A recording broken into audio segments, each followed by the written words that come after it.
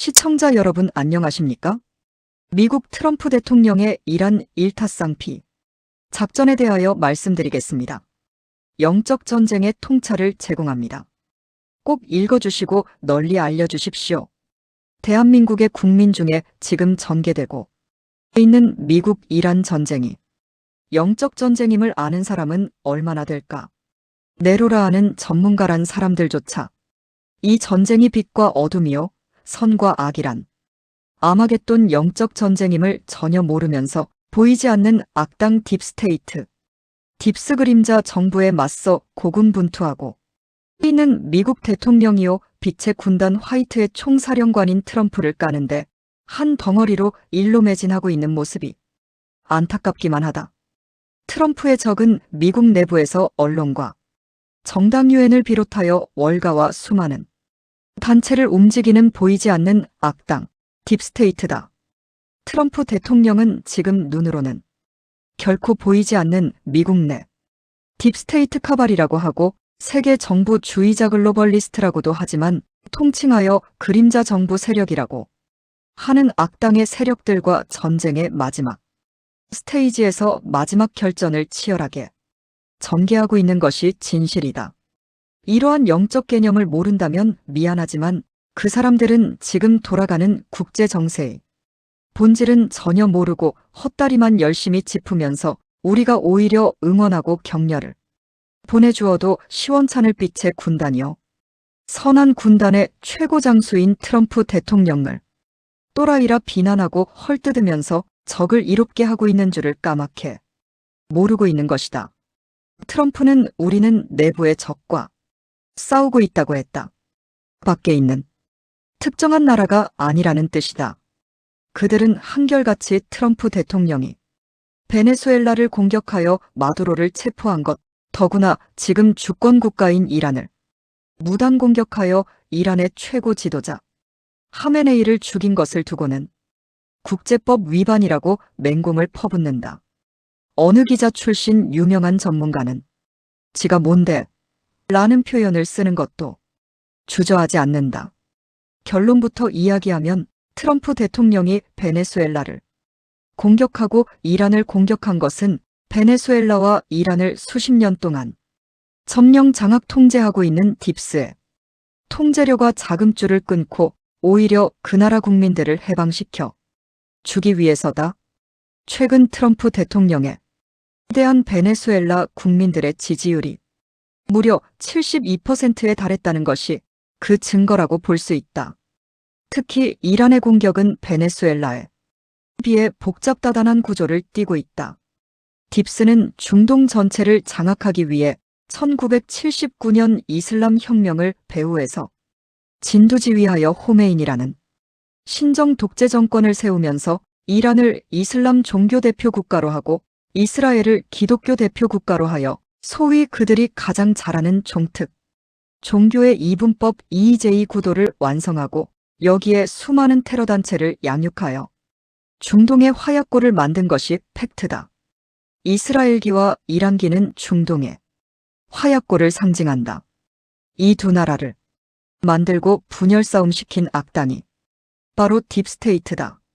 원래 하나를 둘로 가르고 둘을 분열 대립 싸움시켜 그 둘을 한꺼번에 장악하는 신출기몰한 재주를 가진 집단이 바로 거악의 세력 딥스테이트인 것을 딥스의 무지한 보통 사람들의 상식적 잣대로서는 도대체 알 수가 없는 것이다.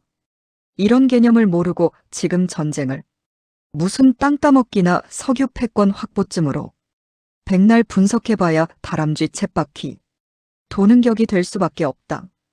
그런데 트럼프 대통령은 이번 이란전에서 과거 딥스가 즐겨 사용하던 수법 EJ 전술을 보란듯이 되갚아주면서 일타쌍피라는 혁혁한 전과를 올렸다는 사실이다. 과거 딥스는 기독교 대 이슬람이란 이분법 EJ 프레임을 만들고 양쪽 진영을 효과적으로 통제 대립 싸움시켜 양쪽 진영을 효과적으로 장악한 것이다. 그들은 곧잘 전쟁의 신으로 통한다. 십자군 200년 전쟁 때부터 전쟁을 통해 세계를 장악해온 노하우를 가지고 있는 유일한 집단이다. 그래서 십자군 전쟁 이후 세계의 모든 전쟁은 그들이 배후에서 작동시켜왔다고 보면 틀림없다. 영불백년 전쟁, 나폴레옹 전쟁, 청일 전쟁, 러일 전쟁, 12차 세계 대전, 수많은 국지전 등이 모두 딥스가 배후에서 작동시킨 전쟁이라면 보통 사람들의 경우 누가 이것을 믿을 수 있을까? 그렇다면 이번에 트럼프가 일타쌍피를 이룬 전과는 무엇일까? 무엇보다 트럼프는 이번에 딥스가 트럼프를 이란전에 뛰어들게 하여 어떻게든 3차 핵전쟁을 일으키려 한다는 것을 잘 알고 있었다. 당초 그는 딥스의 3차 핵전쟁에 말리지 않기 위해 이란과 가급적이면 핵협정을 체결하여 이란 하메네이를 자신의 편으로 끌어들이려 했다. 자칫 핵전쟁에 말리기라도 한다면 그동안 이룩한 모든 것이 허사로 돌아간다. 이란과의 핵협상이 순조롭게 돌아가던 그 순간 딥스는 그들의 꼬붕 네타냐후에게 하메네이에 대한 결정적인 정보를 제공하고 이 정보를 트럼프에 피드백시키라고 한다. 미국이 이란과 핵협상에 서명한다면 딥스로서는 더 이상 탈출구가 없어지는 것이다. 이란 공습 전 숨막히는 상황을 정리하면 다음과 같다. 딥스의 꼬붕 네타냐후 총리는 공습 5일 전 트럼프 대통령에게 전화하여 28일 현지 시간 오전 테헤란에서 하메네이가 이란 고위 인사들과 회동할 예정이라는 구체적인 회의 일정과 장소에 대한 좌표를 전달한다. 공습을 망설이던 트럼프는 이 첩보를 받은 후 하메네이와 함께 이란 지도부를 한꺼번에 제거할 수 있는 절호의 기회라고 판단하고 공습을 결심한다. 2월 28일 토요일 오전 9시 30분 통상적인 심야 공습과 달리 이례적으로 대낮에 공습이 이루어져 최고 지도자 하메네이를 비롯하여 이란 고위 인사 49명이 제거된다. 한 나라의 지도부가 단 한 번의 공습으로 이렇게 몰살된 것도 전사에 남을 일이 아닐까. 작전은 대성공이었다. 트럼프 대통령, 그가 이란 공습을 전격 결정한 이면에는 잘만 하면 이번 전쟁으로 딥스가 통제해 온 이란의 하메네이와 이스라엘의 네타냐후를 동시에 제거하여 일타쌍피를 거두고 두 나라를 딥스로부터 해방시킬 수 있겠다는 어떤 확신이 섰는지도 모른다. 그는 항상 악당의 몸통이나 마찬가지인 이스라엘을 마지막으로 처리ISRAELIS THELAST 한다는 보관을 가지고 겉으로는 친이스라엘 친네타냐후 행보를 해오고 있던 터였다. 그래서 그는 하메네이를 먼저 잡기 위해서는 네타냐후를 사냥개로 이용하고 네타냐후를 잡기 위해서는 하메네이를 사냥개로 이용하는 전술을 써보자는 것이었다. 이 전략은 당초 작년 6월 미드나잇 해머 작전 시에 잠시 이용하여 상당한 성과를 거두기도 했다. 이스라엘과 동맹국인 미국이 이스라엘을 돕기 위해 이란과의 전쟁에 뛰어들었다고 본다면 그 사람들은 헛것을 본 것이나 다름없다. 당초 이러한 이분법 EJ 전략은 그동안 딥스가 즐겨 사용해온 종특이나 마찬가지인데 딥스에게 이 전략을 되갚아 준다는 차원에서 트럼프 대통령이 똑같은 전략을 이번에 써본 것이다. 하메네이와 고위 인사 49명이 제거됐지만 이란의 저항도 결코 만만치 않았다. 물론 여기에는 어떻게든 전쟁을 확전시켜 3차 핵전쟁을 일으켜보겠다는 악당 딥스의 배후 영향력이 크게 작용한 것도 사실이다. 그런데 지난 17일 현지 시간 뜻하지 않은 일이 발생한다. 이란이 쏜 초음속 미사일을 맞고 벙커에서 작전을 지휘하던 네타냐후가 사망했다는 소식이 각종 SNS를 달군 것이다. 먼지가 소복이 묻은 네타냐후의 시신을 군인들이 끄집어내는 장면의 사진과 함께 어느 미국의 방송사에서 서둘러 네타냐후 사망을 보도하기도 했다. 이란 미사일 공습 직후 네타냐후 시신을 수습하고 있는 이스라엘 군인들. 한 방송사에서는 속보 형태로 네타냐후 사망을 보도하기도 했다. 그런데 정작 네타냐후 총리실에서는 네타냐후 사망을 가짜 뉴스로 일축하면서 한때 가면을 쓴 대역이 살아있는 것처럼 물타기 연출을 했지만 진짜 네타냐후가 살아있다는 결정적인 증거는 나오지 않고 있다. 그 이후에 또 다른 가짜 대역을 출연시켰지만 그 대역도 진짜 네타냐후와 비교해보면 누가 보아도 같지 않다는 것을 알 수 있을 정도였다. 총리실에서 서둘러 네타냐후가 살아있다고 내보낸 영상이 오른쪽이다. 완전히 다름을 알 수 있다. 이 가짜 대역은 당연히 전쟁을 계속해야 하는 딥스의 물타기 전략임을 잘 알 수 있다.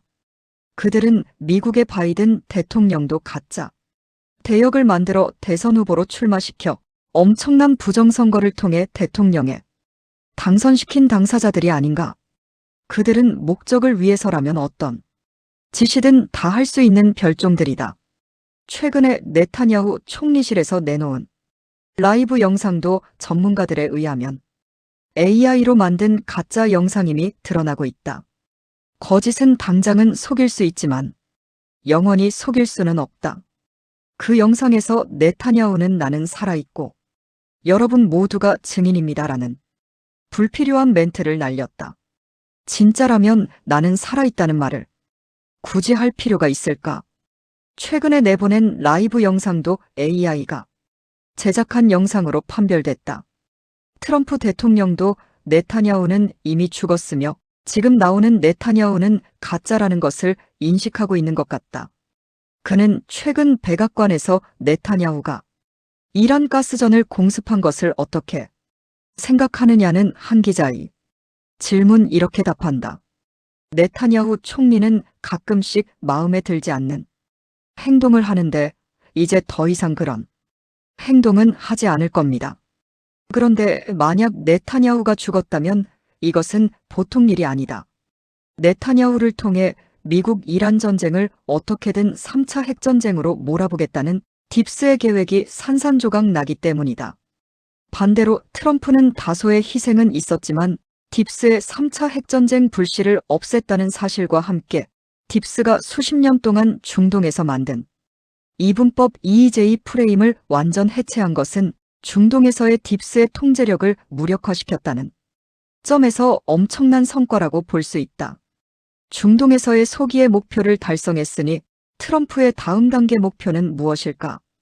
딥스테이트의 목줄을 완전히 끊는 것이고 그것은 바로 딥스가 저지른 2020 대선 부정선거와 함께 전 세계 부정선거 진실을 폭로하는 것이다. 마두로는 곧 털시 게버드 정보국장과 함께 딥스가 저지른 전 세계 부정선거에 대해 폭로할 예정이라고 한다. 이란 전쟁의 출구 전략일까? 진실 폭로의 첫 타자가 바로 니콜라스 마두로, 그는 곧 미국 정보국장 털시 게버드와 함께 도미니언과 스마트매틱 등 미국의 선거 장비에 대한 부정선거 의혹을 밝힘으로써 딥스에 의해 저지르진 전 세계 부정선거 진상을 조만간 밝힌다는 것이다. 세상이 뒤집어지는 일이 곧 있지 않을까? 2018년 9월 12일 행정명령 13848은 지금도 숨쉬고 버젓이 살아있다.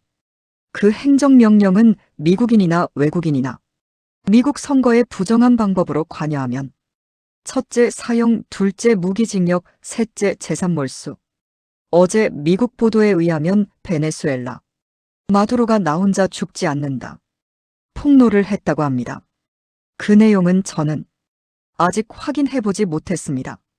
2020년 11월 말경 미국 대선의 바이든 쪽 투표지를 이웃나라에서 대량 찍어 대한항공으로 싣고 가서 미국 아리조나 피닉스에서 발각이 되어 미국이 지금 벼르고 있다고 합니다. 우리말에 인과응보란 말이 있다. 죄 지은 것만큼 죄값 치르고 개과천선해야 해야 하지 않을까. 하느님이 보호하사 우리나라 만세. 대한민국 진국 애국자님 해박한 분석 감사드립니다. 유튜버가 살아야 나라가 산다. 태국 FM 유튜브 방송 감사합니다.